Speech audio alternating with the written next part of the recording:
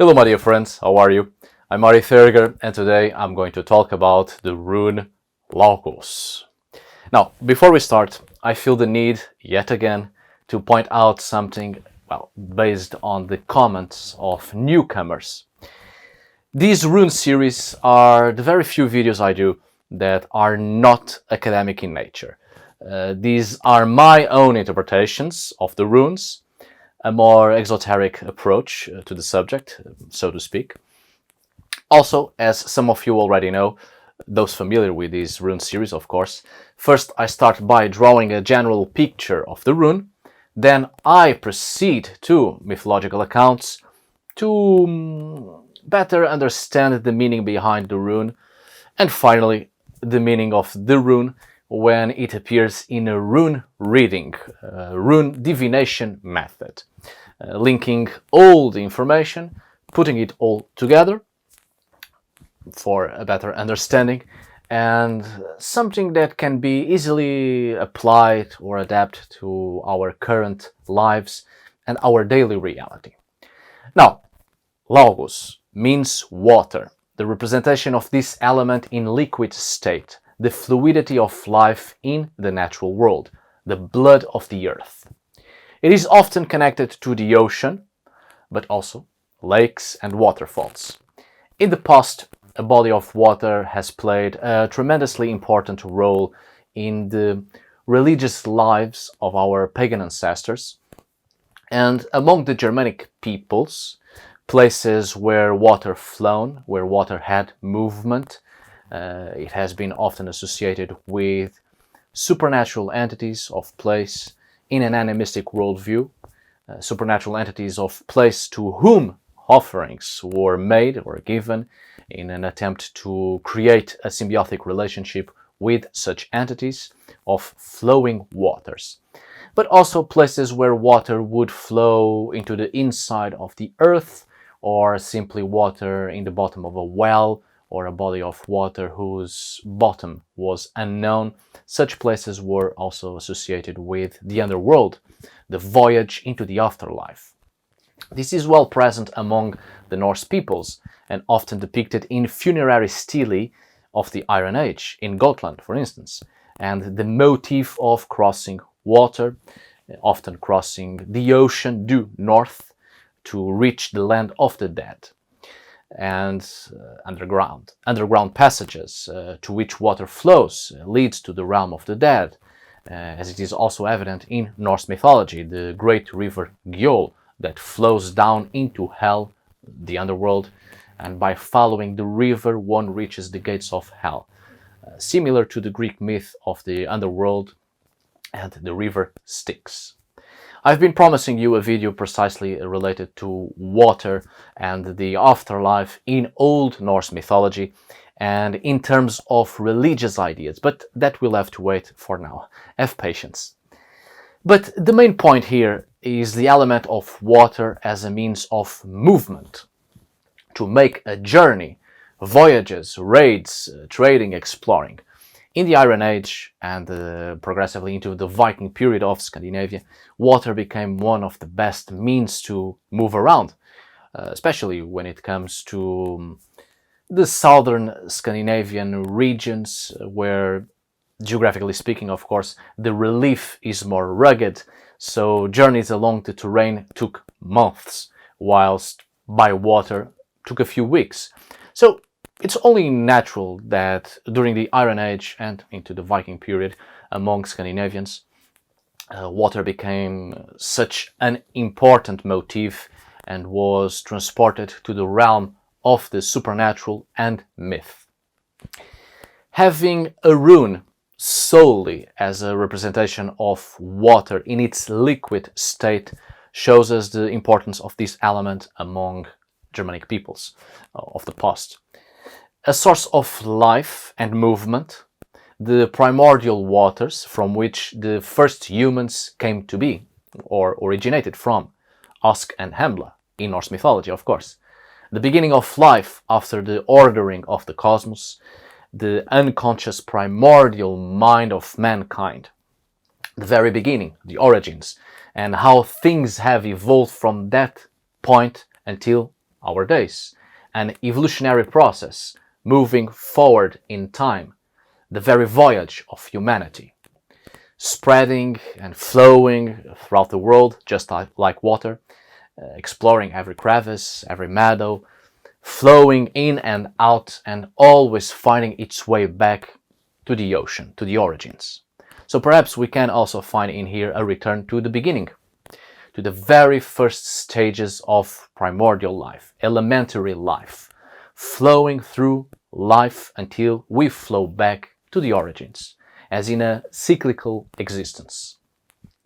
Water being the element from which life began, and the first vestiges of human consciousness, again, the primal waters down in the underworld by the roots of Yggdrasil, the tree of life, being fed by the waters of the well of Mimir, the well of wisdom that holds the collective unconscious mind of humanity and all the deep secrets of the past and the history of mankind.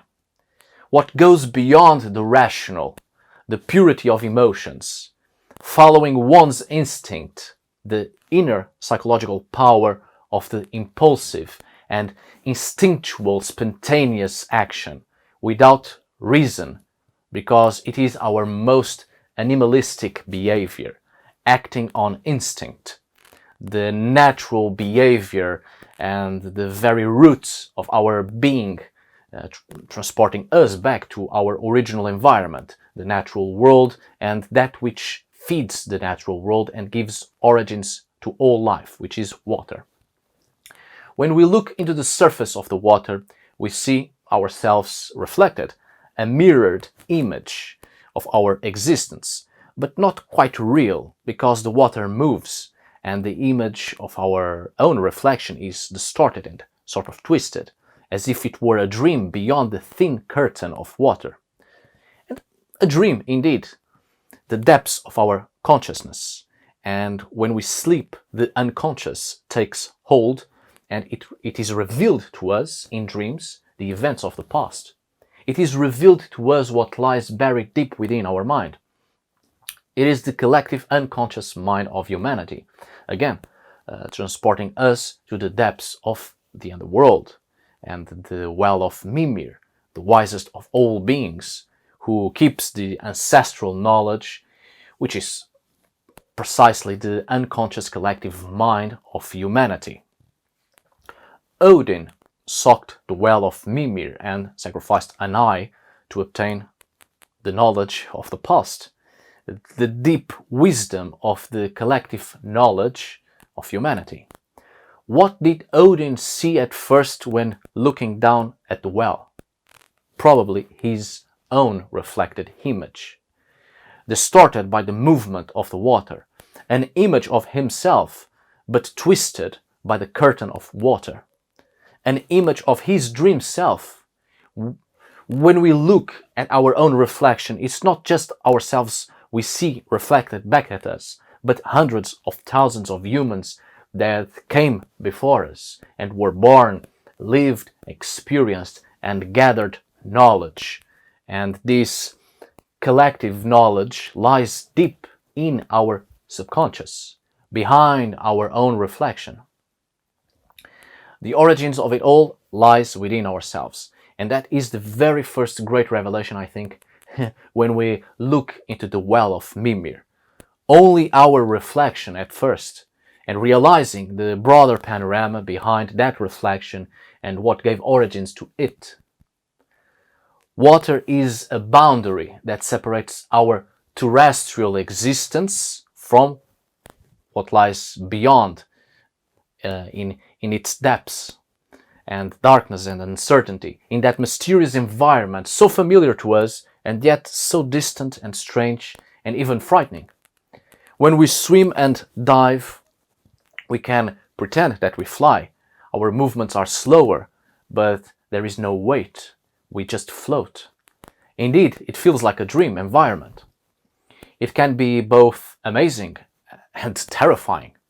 So our existence beyond the boundary and the way we exist in water environment, perhaps it is a reflection of our transcendental selves, It is an environment that wakes up a certain familiarity that we can't quite place it, and indeed it doesn't lie within our conscious selves, but rather on our subconscious.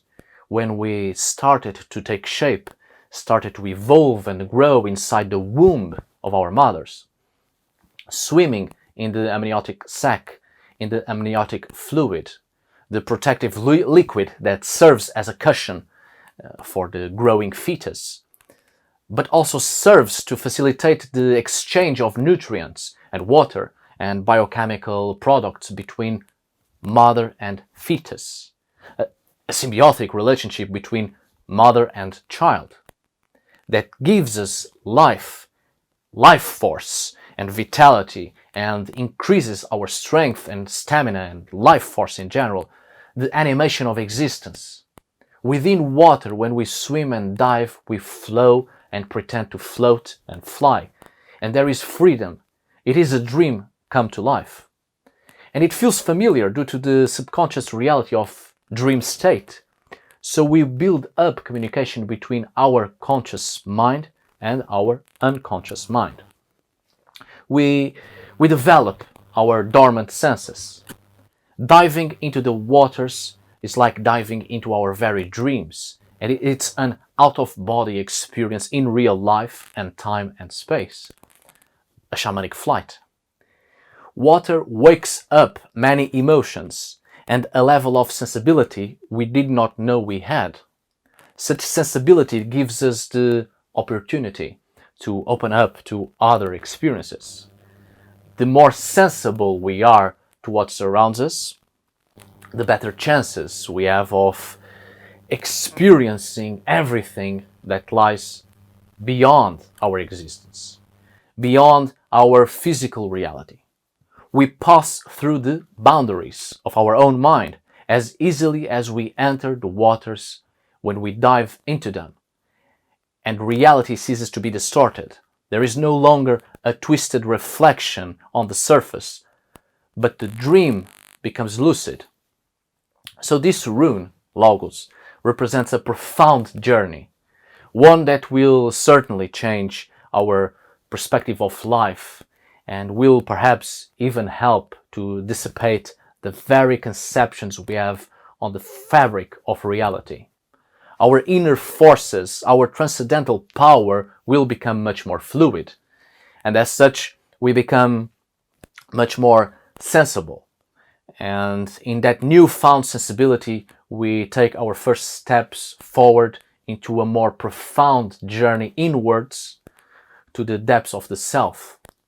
Thus, Laguz is a rune of discovery, and not only on physical journeys, of course, around the globe and exploring new territories and discovering new cultures and ideas and come in contact with different and unique and beautiful peoples, but also an inner journey of discovery, exploring the life that lies within ourselves, which so often we neglect because we either hunger for the discovery of what can be more easily approachable in our outward reality, or because we are afraid to live. There is as much to explore within ourselves as there is beyond ourselves. Laguz is a rune of self-discovery, leading us to the origins, to the primordial realm, into the churning waters of the depths of the subconscious, where our essence, our spirit, swims freely. Now let's talk a little bit about mythology to better express the meaning of this rune and its essence. Well, perhaps fewer mythological aspects this time, actually, because water also played a very important role in the daily lives of Old Norse people and their religious activities in relation to the contact with the supernatural. Water is the very element from which all life is dependent on. It is the source of all organic life. In older Germanic myths, water was perceived as being both the source of life and also the very flowing force that leads us in death to the realm of the underworld, to the realm of the dead, the departed. water can be a source of death quite literally, by drowning. It is an element both beneficial but also treacherous, deceitful at times and unreliable. Many places of worship were either near a space with water or the body of water was the very place of worship. Because water can be so uncertain at times, the safest way to present devotion or some sort of ritualistic behavior to the water is to make it in relative safety. So many ancient peoples, including obviously Old Norse people and Celtic peoples, had this common interaction with water through wells. The religious motif remains the same by the presence of a well, and there is water present in there, it's down in the depths, but it is controlled, walled around, and creates a certain sense of safety. There was this particular motif in relation to the bottom, to darkness, uncertainty, and mystery in the inside of the earth. And indeed, we find in archaeology plenty of offerings in wells, swamps, or places where there was once water, when such offerings were given, a tribute to the infernal deities in relation to Chthonian deities, lower worlds, and the telluric energies of the earth. And it's curious to see in Scandinavia, even before the Viking period, of course, we already have burial mounds in the configuration of a ship, boat motif, stone ships in the field, and this sense of traveling by water to reach the underworld, the afterlife. Already the ship motif or the boat motif in relation to the underworld deities, fertility and earth deities, and this sense of a voyage by water to reach the realm of the departed. The curious thing concerning the great majority of offerings, when it comes to objects, obviously, they were either made of metal or clay, products of the earth, taken from the earth. There seems to also have been this sense of reciprocity and the careful process of ensuring the continuation of a symbiotic relationship with the supernatural beings of the earth, taking raw matter from the earth, transform it, creating specific products, and giving back a portion of that matter already transformed into a gift and giving it back to the earth, precisely to maintain good terms with the supernatural. I take, but I also give, placing the objects in a body of water, and this sense of a boundary between worlds, between the reality of the surface and the reality of the underworld, the realm of the earth deities, and water being the very boundary and as a means of contact between the human community and the supernatural entities. It's no coincidence that the great majority of initiation rites in the ancient world concerned water precisely, and the crossing of a body of water, either being submerged and come back again into the surface, or literally leaving one's clothes behind and other objects, the abandonment of the former life and crossing a body of water, and on the other side becomes something else. A very special spiritual motif and a symbolic action of the completion of a process or a rite of passage. This is expressed in a considerable number of shamanic cultures of the past, and the completion of the process of becoming a shaman, finalized by this symbology of either being submerged or leaving behind everything of the former life and crossing the water to become a shaman and interiorize and absorb the reality of the new life. So it's pretty interesting, this religious and spiritual connection concerning water as the elemental reality that gives the opportunity to the human community to communicate with the supernatural and participating in a greater fluid process of maintaining the balance and equilibrium in the greater supernatural ecosystem. So indeed, water played a very important role in the religious and spiritual lives of the Old Norse people and other cultures all across the world, actually, obviously. But it's curious, in the Old Norse myths, the manifestation of life comes by the fusion of ice and fire, and after the creation of the physical cosmos and the earth, the first humans come from the primordial water. And in the very end of a life cycle of a human being, crossing the water, the primeval ocean, and reach the shore of Nostrand, the shore of corpses, and descending the river Gjol that leads to the realm of the dead, into hell, the underworld. And obviously, let's not forget about the well of Mimir, the well of knowledge, knowledge coming from the water, this sense that waters are a source of wisdom, a very ancient element, and it's printed in the ancestral unconscious mind of man, this idea of life having emerged from the water, all the ancestral line beginning in the water and moving out of it. The well of Mimir represents this ancestral collective unconscious mind and all the deep secrets beyond the curtain of water, beyond the disturbed waters that blur our senses and we can't quite see what is happening in there, but once we dive in it, it becomes clear and a whole new world is opened up before us. So speaking of this world, afterlife places, as you know, in Norse myths were not only or exclusively turned to an underworld terrestrial realm, but also beneath the surface of the waves, down into the bottom of the ocean. We have the deity Aegir and his wife, the goddess Ran, gods of the sea. What we take it from the Old Norse sources, written sources concerning the myths and the events of the gods, is that these sea deities are older than all the other gods, even older than the Vanir, who by themselves are already quite old and certainly older than the Aesir. Even Odin has a great respect for Aegir. As the ocean is treacherous, there are evidences that human sacrifices were given to the gods of the sea to appease them and to let the other sea voyagers go in peace. We have this clear picture in the Norse myths of Aegir that provokes shipwrecks and Ran snatches sailors with her nets.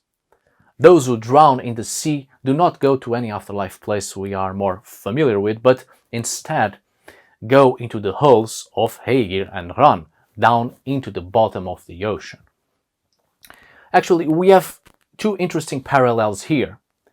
First, human sacrifices in order to appease the gods of the sea, the sacrifice of a life to save many. If it worked or not, only sailors could tell, but, well, it certainly didn't work for the sacrificed victim. Anyway, we have a parallel here that is very recurrent in shamanism, actually. The sacrifice of a life for another. In shamanism, when it comes to cure, healing of a person, and the healing process involves trance, it means that in a shamanic context, obviously, it means that the shaman must retrieve the imprisoned soul of the sick person.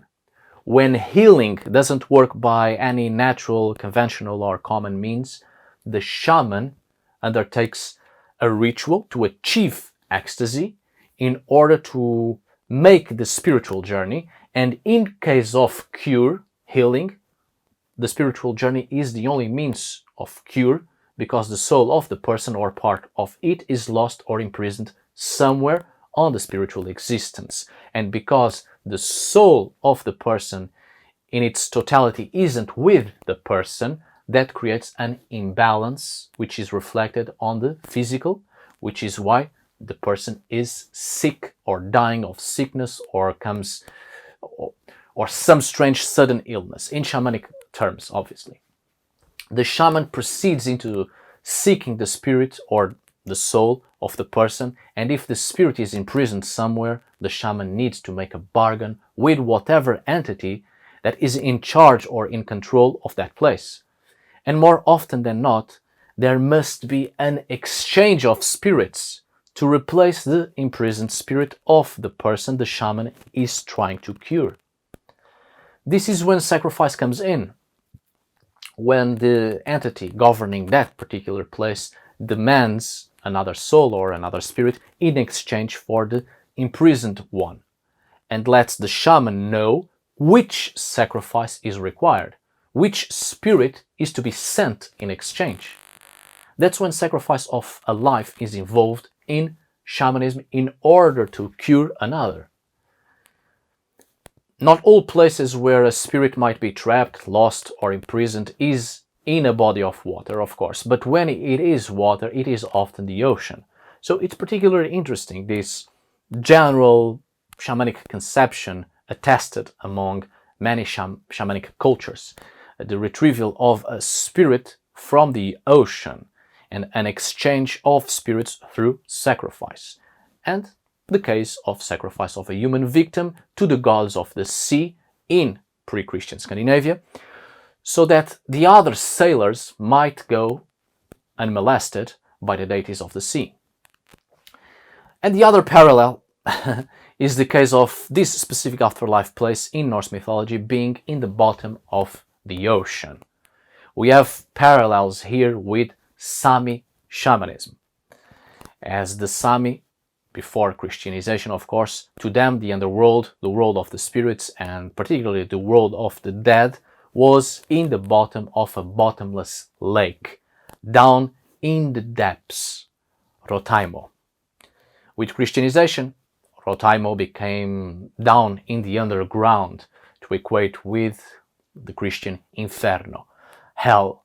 But it's interesting, this idea of the land of the dead being down in the water, in the bottom, in the depths, in Sami spirituality. And then in Norse mythology, well, isn't just the case of Haegir, but also the very land of the dead. Hell is either by crossing the ocean due north or reaching the shores of Naustrond and down the river Gjöll, always this motif of water leading to the land of the dead. Just like the ship motif in the Iron Age graves. The oceanic realm of the universal or collective underworld. The origins of life and to which life returns in the end. The self being reborn and coming out of the waters once more with a more profound sense of wholeness. Again, parallels with shamanism and initiation rites, or indeed the very completion of the process to become a shaman and cross a body of water, or dive in and submerge and emerge again as a new person, as a shaman, as a person whose past self is dead, drowned, and there is a rebirth, passing the curtain and coming out again a different person. We also have parallels here with the hundreds of myths of deities and or heroes that descend into the underworld and return from it, accomplishing the rejuvenation of life and returning wiser than before. This is one of the key points in the Greek Orphic myths, actually. Or Orpheus himself, the mythical character whose entire religion is based around his descent into the underworld and back, with a lot of shamanic parallels here, obviously. By descending into the dark depths of deep mystery and overcoming our personal fears, and of course with sacrifice, we can discover the secret, life-giving and inspirational powers that lie within the self. Odin precisely descending into the underworld to obtain ultimate knowledge from the well of Mimir and coming back with the wisdom of the runes, precisely. Now let's talk about this rune when it appears in a rune reading, in its upright position first. Logos, water, is everywhere. It is present in all things, within everything that can be manifested in the physical world, within all life. It is living and flowing energy that animates all things and sustains the life of all things. It creates endless connections of life in the physical existence, and it is one of the most important forces that gives the possibility for the spirit to exist in physical form. As such, when this rune appears in a rune reading, in its upright position, you are ready to establish a communication or indeed create a symbiotic link with your inner persona, your character, your true self, your individuality that you have been repressing for far too long. It's time to wake up that repressed personality and create a healthy connection between your conscious mind and your subconscious. Trust your inner knowledge. Trust yourself. No one knows you better than you do. Willingly, you will be able to manipulate your fear and no longer feel the need to restrain your true self, your true essence, the person you were born to be. When Laguz appears in a rune reading, in its upright position still, it can be regarded as a rune of travel, especially over the sea. But of course, inner journeys are signified by Laguz too, which symbolizes the depths of the soul, the depths of your spirit, your essence. The more in touch we are with ourselves, the easier it will be to build up such a level of sensibility, such an exceptional awareness of your own existence, that you will perceive your innermost talents and you will be able to develop your abilities that once lied in deep slumber, in the depths of your mind, but now they are starting to wake up. Laguz represents the crossing of your mental and physical boundaries, going beyond the limitations of your physical existence. It is the very protection that prevents the contamination of both the physical and the psyche by all the corruptive agents of this world that have always told you you were not good enough, you were not special enough, or that made you feel incapable of accomplishing something. With Laguz, it's time to cross that negative boundary. You are capable of anything and everything, and the opinions of others in relation to your own person don't really matter at this point. Or always. They don't matter. Be those good or evil opinions. Opinions and ideas about you don't matter because no one knows you. No one knows who you truly are, what you are truly capable of. They judge you based on the little evidences and random information they have of you. And often such evidences and information, it's just solely from a very distant point of view and hearsaying. No one knows you better than you do. You are the only one whose opinion about yourself truly counts. Because you are not what people say you are. You are who you were born to be. It's very dangerous to succumb to the opinion of others and become something we are not solely because we want to either please the others or because we want to live up to their expectations. But no more of that. With Laguz in your rune reading, you earn a very valuable lesson, and as such you become wiser. And the lesson is that you do not have to become the shadow others want you to be. You have to be yourself. Be true to yourself. It's the crossing of boundaries. It's the end of a cycle and beginning of a new one, going back to the origins. Just like water, you have flown out of the sea, you have been meandering, slithering throughout your life in your own course, and now you will get back to the origins, flowing back into the sea, to become, to reborn, to transform and transcend and flow back out again, rejuvenated. If we take into consideration that in Old Norse myths and the religious conceptions, life begins from the primal waters, and Indeed, even the creation of the cosmos and the first vestiges of consciousness starts with the contact between the ice of Niflheim, solidified water, and with the heat of Muspelheim. Laguz represents a rune of initiation. If we also take into consideration the Old Norse religious ideas that at the end of life, of a life cycle, just like in its beginning, people return to the water and have to cross it, crossing the primeval waters of the realm of the dead. So in this way, Laguz also represents a rite of passage. Initiation and completion in a specific aspect of your life.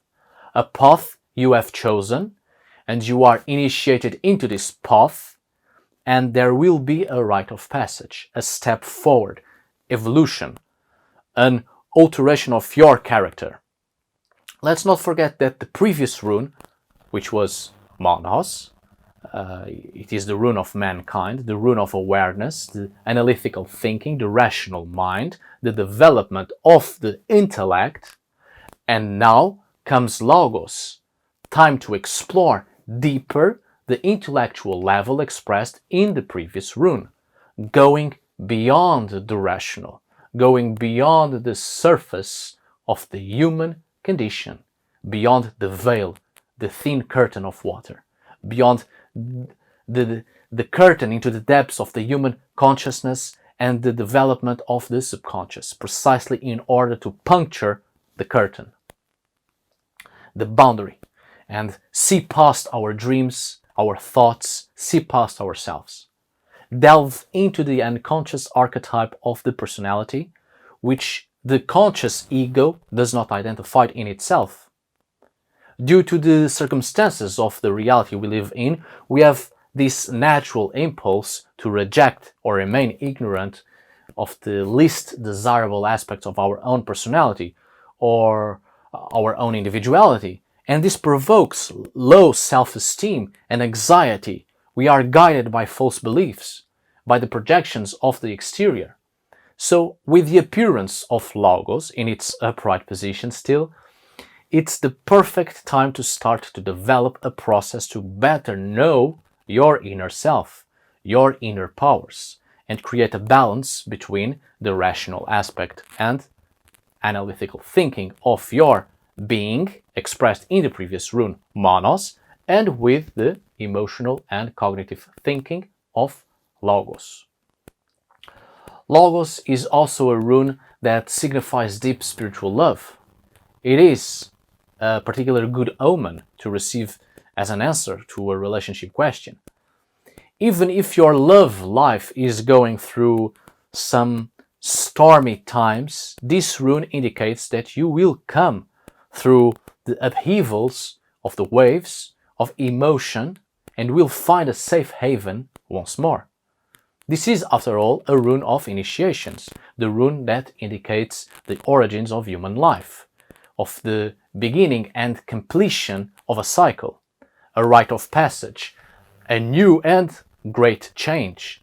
So this rune may furthermore have indications of fertility because it is one of the runes favorable to pregnancy. In more material concerns too, Lagos promises material good, good fortune and success. It should be remembered that the ancient Norse peoples were traders as well as pirates, and to them the sea was a trackless path to wealth. However, as in the sea, there is an ebb and flow in the tides of life, and you may have to wait a while before things move favorably in your direction. Remember that anything worth having is worth waiting for, and that all you need to do is to have patience for good fortune to flow to you. You may be feeling somewhat powerless when the Lagos rune is drawn. You notice that other people may seem to be making all the moves, evolving and moving forward. At this moment, you can only wait for your turn.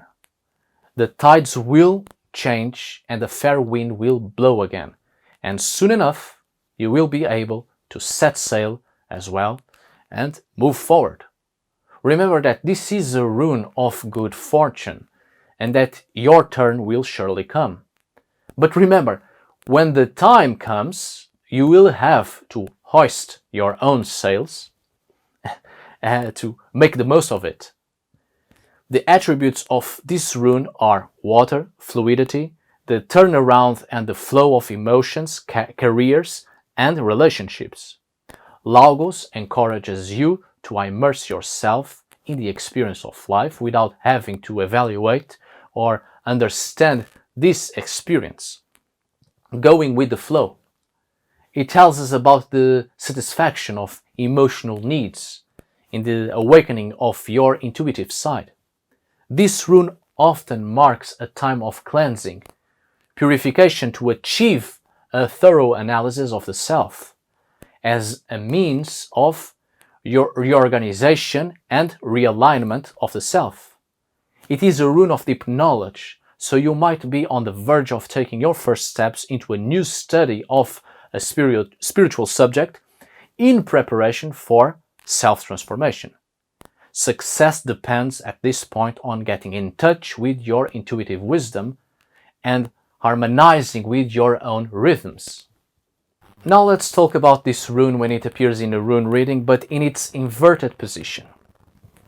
When inverted, this rune is overly emotional and disturbing.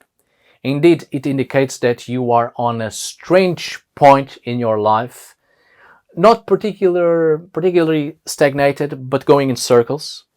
You are not lost and things aren't that bad, but you are not evolving either. The circumstances of life are leaving you in a limbo, in the same route. Of course, the need to change and evolve, the need to move forward is leaving you frustrated.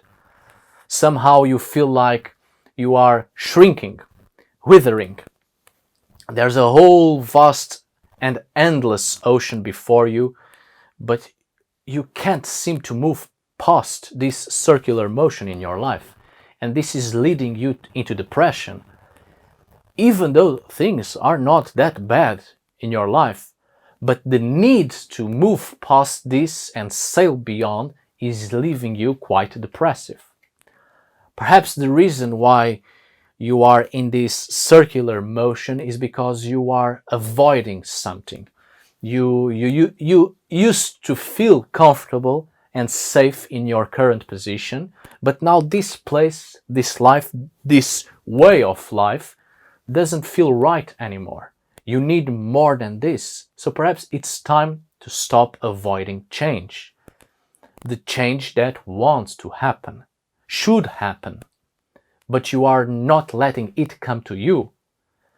Avoidance caused by the fear of what lies beyond this comfortable and safe space you have been in for so long. If you draw Laguz in the inverted position, it could denote that you are being too assertive as well, demanding immediate results in an aggressive manner is counterproductive. You may be cursing fate for some misfortune and drowning your sorrows with alcohol. So try to be more logical, more rational. Precisely the opposite of what Laguz indicates in its upright position, which is being more in tune with your emotions. While inverted, emotions cannot be the very thing to hold on to. Your emotions cannot guide you at this point, or it will cloud your judgment completely, like a powerful mist enveloping you, and the way ahead is unclear, completely unknown, and you must rely on the waves and let them carry you, and then they carry you precisely where you don't want to go, and you are lost at sea. Exercise patience a little more, and above all, be calm. Fantasy daydreaming is very useful, helpful, and healthy as a form of escapism, but there are moments to live in fantasy and dreams and dream about better scenarios, and there are moments when you need to face reality. With Laguz inverted, it signifies that now it's clearly not the time to dwell in dreams, because if you do, you forget to live reality, and life goes by. It continues to flow. Everything continues to move on without you, and you are left behind. And when you snap out of it, well, it will be already too late. Everything is sinking, and there's no way to escape anymore, because you have missed the chance and the changes of life. You have missed the boat that could have carried you on and on into a better and brighter future. Don't dwell too much on fantasy and forget to live. Your aloof personality may be your worst enemy at this moment. So be attentive. People will certainly take advantage of that and pull you down into the dark depths of the bottom of the ocean. Or life itself will take care of that if you are not attentive, and the current will drag you into the rocks and shipwreck you and break you in 1,000 pieces until you sink and drown. So stay alert and never stop living, never stop fighting, and always row against the waves and against the storm until the waters are calm and the fog and mist is lifted and the way becomes clearer. However, don't overly react. Don't push yourself to the limits at this point. Use the environment to your advantage. You may be rowing against the current, but excessive efforts might wear you out. Do not spend your entire strength and stamina on the process. There are times that you certainly have to be firm and use your strength against the current, but also use your wits, because sometimes the movement of the waves and the way the wind flows and blows will do the work for you if you are intelligent and use the elements to your advantage. So in this way, use what is given to you to your advantage. So you won't have to spend your entire energy, because you may need it further ahead. With this being said, inverted logos is a warning against precipitation and excessive effort. Don't try to exceed your own strength or to go beyond the power that you have been given so far in your life. Acting suddenly and rashly without being rational and give some thought to what must be done isn't the way. Inverted logos often indicates a failure to manifest the wisdom of instinct. As a result, the intuitive side of your nature may fall asleep again, leaving you unbalanced. What you must do at this moment is to go within, seek out and learn about your inner self and inner powers, and honor the receptive side of your warrior nature. Alright, my dear friends, thank you so much for watching. I hope you have enjoyed yet another rune video. We are coming to an end. Again, thank you so much for watching. See you on the next video, and as always, tack för det.